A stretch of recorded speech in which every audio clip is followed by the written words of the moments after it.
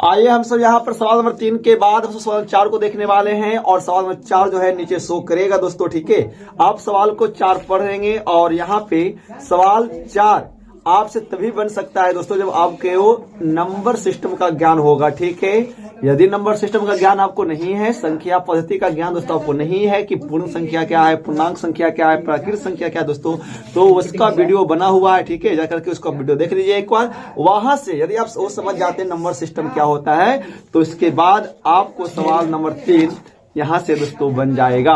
हम सब यहाँ पर बात कर रहे हैं क्या, क्लास 9th का मैथ 1.1 का सवाल नंबर 4 में सवाल 3 सवाल दिए गए हैं। सवाल नंबर 4 में वो सभी सवाल दोस्तों यहाँ पे शो करेगा बारी बारी से। सवाल नंबर 4 का 1 में आइए, सवाल नंबर 4 का 1 क्या कहता है। ठीक है, इससे पहले का वीडियो हमने सवाल नंबर 1, 2, 3 करके आपको दिया है, उम्मीद हो समझ में आ जाएगा। ठीक है, चलिए तो अब यहाँ पे 9th और 10th और 12th तीनों क्लास की तैयारी दोस्तों हमसे करवा रहे हैं। यहाँ पे स्पेशल मैथ के लिए बात करें तो, और बाकी 10th का हम आपको और विषय देने का प्रयास कर रहे हैं और इसके बाद 12th में दोस्तों हम आपको बायो दे रहे हैं। ठीक है, चलिए तो हमसे सवाल नंबर 4 की बात करेंगे। सवाल नंबर 4 का 1 कहता है, सवाल 4 कहता है कि नीचे दिए गए कथन सत्य हैं या असत्य, कारण के साथ अपना उत्तर देना है। ठीक है, कथन दिया गया है, वो कथन दिया गया कथन दोस्तों सत्य है कि असत्य है, उसका आंसर आपको कारण के साथ देना है।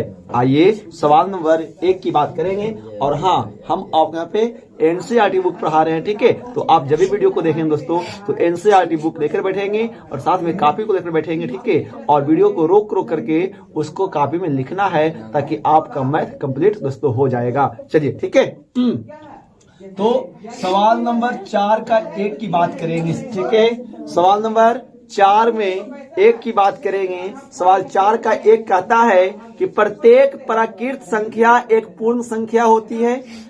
प्रत्येक प्राकृत संख्या एक पूर्ण संख्या होती है।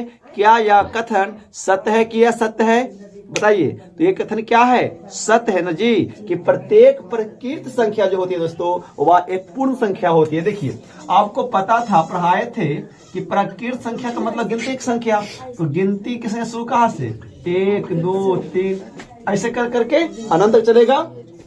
चलो ध्यान दे, ये प्राकृत संख्या की बात हो गई।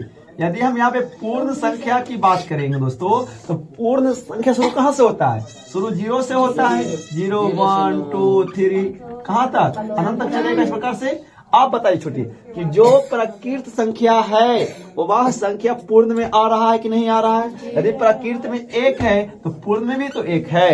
यदि प्राकृत में 2 है तो पूर्ण में भी तो 2 है। यदि प्राकृत में 3 है तो प्राकृत पूर्ण में क्या आपका 3 है। इसका मतलब जितने भी प्राकृत संख्या हैं वह सभी के सभी पूर्ण संख्या होगा ना, सबका सब क्या होगा, पूर्ण संख्या होगा। तो फर्स्ट का आंसर दोस्तों क्या हो जाएगा सत्य। और लिखना है क्योंकि प्रत्येक प्राकृत संख्या का फैमिली पूर्ण संख्या में आती है ना।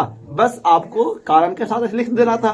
ठीक है, कोई दिक्कत है, याद रखिएगा नंबर सिस्टम आप कोई भी दोस्तता से पढ़ते हो, आपको मैथ में नंबर सिस्टम का ज्ञान आपको हमेशा होना चाहिए। यदि आपको नंबर सिस्टम का ज्ञान नहीं रहता है तो मैथ आपसे नहीं बन पाएगा। और मैथ सीखने के लिए ना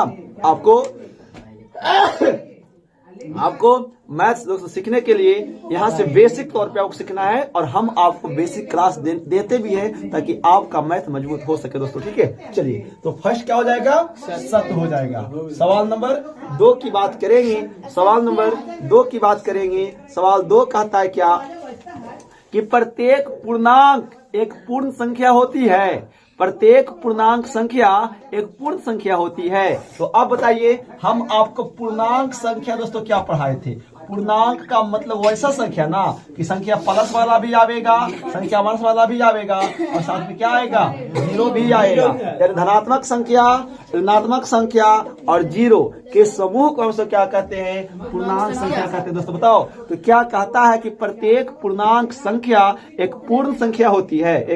प्रत्येक पूर्णांक संख्या एक पूर्ण संख्या होती है। बताइए क्या पूर्णांक वाला संख्या जितने भी प्लस में है वो सब तो पूर्ण में आ रहा है, 0 भी पूर्ण में आ रहा है ना। लेकिन क्या पूर्णांक में जो संख्या आती है माइनस वाला, क्या वह संख्या पूर्ण में आता है क्या, नहीं ना, पूर्णांक में संख्या परस वाला 1 2 3 4 इसमें भी आ रहा है, 0 इसमें भी, तो 0 इसमें भी।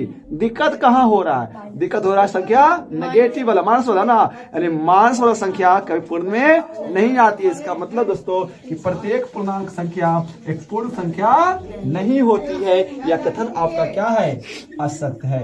याद रखोगे, आपको इस प्रकार से पढ़ना है दोस्तों मैथ को, समझ करके, ताकि उम्मीद होगा कि अब मैथ को सीखना है। हमने सोचा है कि शिक्षा के बिना कोई भी बच्चा, कोई स्टूडेंट लाचार नहीं रहेगा। हमारा प्रयास दोस्तों रहेगा कि हर घर में हम शिक्षा को पहुंचाए और आप बेहतर को कर पाए, ठीक है। क्योंकि ये वीडियो में फ्री ऑफ कॉस्ट है, आपको 1 पैसा नहीं लग रहा है यहाँ पे, और हम आपको सिखाने का प्रयास करें, ठीक है। मेरा प्रयास यही रहेगा कि हम हर बच्चों को मैथ सिखा दें, क्योंकि मैथ में बच्चों को डर लगता है। उम्मीद होगा कि अब यदि वीडियो पर बने रहिएगा अंत तक ना, तो मैथ से कोई डर आपको कभी नहीं लग सकता है, ठीक है। चलिए सवाल नंबर 3 की बात करेंगे। सवाल नंबर 3 की बात करेंगे। सवाल 3 क्या है कि प्रत्येक परिमेय संख्या, सवाल 3 क्या है? प्रत्येक परिमेय संख्या एक पूर्ण संख्या होती है। प्रत्येक परिमेय संख्या एक पूर्ण संख्या होती है। तो हाँ, प्रत्येक परिमेय संख्या एक पूर्ण संख्या होती है। बोलेंगे सर जी कैसे? तो देखिए, परिमेय संख्या के मतलब है क्या चीज कि जितने भी परिमेय संख्या है वो पूर्ण संख्या होती है? तो नहीं, प्रत्येक परिमेय संख्या पूर्ण संख्या नहीं होती है। देखिए तो इस प्रकार से, यदि ये भी तो एक परिमेय संख्या है, नहीं है जी, बटा में छिपा हुआ है कि ना जी, छिपा हुआ है, तो क्या यह संख्या पूर्ण में आएगा? क्या नहीं आएगा। 0/1 ये परिमेय है, तो 0 कहाँ आ रहा है? 0 पूर्ण में भी तो आ रहा है। 2/3 है, 2/3 तो इसमें तो आ रहा है। लेकिन जो परिमेय होता है मानस के रूप में होता है, इस प्रकार से रहेगा दोस्तों, है ना। तो क्या ये संख्या पूर्ण में आता है? नहीं आता है। इसका मतलब है कि प्रत्येक परिमेय संख्या एक पूर्ण संख्या नहीं होती है, ठीक है। ये कथन आपका क्या है? असत्य है, असत्य है, ठीक है। असत्य ना, असत्य वाला, ठीक है दोस्तों। तो ये उम्मीद होगा कि आपको समझ में आया होगा। ये 3 सवाल थे, बट आपको इसमें जानकारी अधिक दी हम आपको बेसिक तौर पे, ताकि आपको इसको समझ पाएंगे दोस्तों, ठीक है। चलिए अगली वीडियो में, तब तक नमस्कार। और यह चैप्टर आपको समाप्त हो जाता है। आप इसी प्रकार से वीडियो के अंदर बने रहिएगा। उम्मीद होगा समझ में दोस्तों आएगा, ठीक है। जय हिंद, वंदे मातरम।